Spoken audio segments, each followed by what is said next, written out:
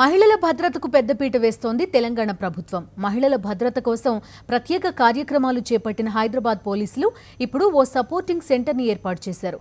ఆపద సమయంలో మహిళలకు, చిన్నారులకు భరోసానిచ్చేందుకు ఈ కేంద్రంలో అన్ని ఏర్పాట్లు చేశారు.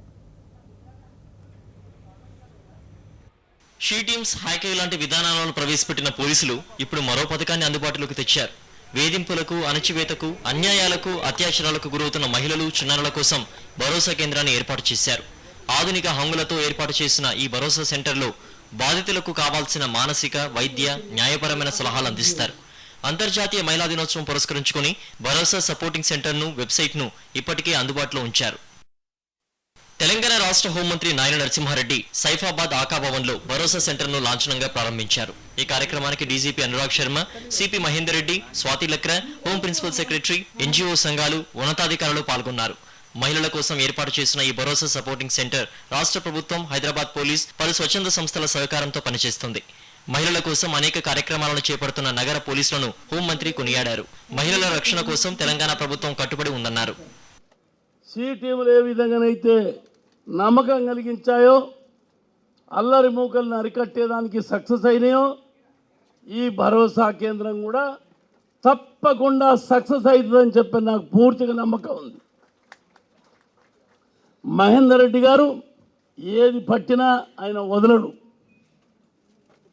చాలా ఒక దృఢమైన సంకల్పంతో ఈ కార్యక్రమం తీసుకుంటారు.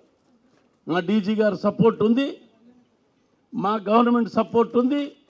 కాబట్టి ఈ యొక్క కార్యక్రమం విజయవంతం చేయడానికి ఏ ఆర్థిక ఆటంకులు రావు, ఏ ఇబ్బందులు రావు.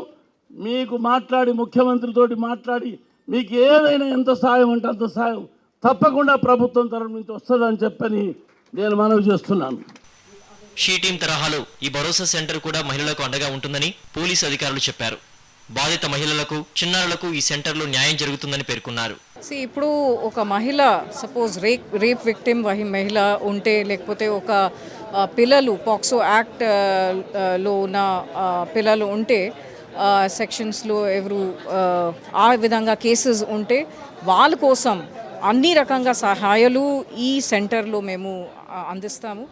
దీంట్లో ముఖ్యంగా మన దగ్గర కౌన్సిలర్స్ ఉంటారు. అండ్ ఇది అంటే 24 hours రన్ చేస్తుంది. షిఫ్ట్స్లో మన వాళ్ళు పనిచేస్తారు. దీంట్లో ఒక వీడియో కాన్ఫరెన్సింగ్ ఫెసిలిటీ కూడా మేము ఏర్పాటు చేస్తున్నాము. అంటే మహిళలు, పిల్లలకి కోర్టు వెళ్ళడానికి అవసరం ఉండదు. సమాజంలో ఒక రకమైనటువంటి ఇన్సల్ట్స్కి గురి అవుతూ ఈ జస్టిస్ రెండర్ చేసేటటువంటి ఇన్స్టిట్యూషన్స్ చుట్టూ తిరగడానికి సమస్య వస్తుంది. కాబట్టి అలాంటి విక్టిమ్స్కు ఒక సెంటర్ ఏర్పాటు చేయాలని, మహిళల భద్రత కోసం తెలంగాణ పోలీసు శాఖ చేపడుతున్న కార్యక్రమాల గురించి అవగాహన కార్యక్రమాలు ఏర్పాటు చేస్తామని పోలీసు అధికారులు పేర్కొన్నారు.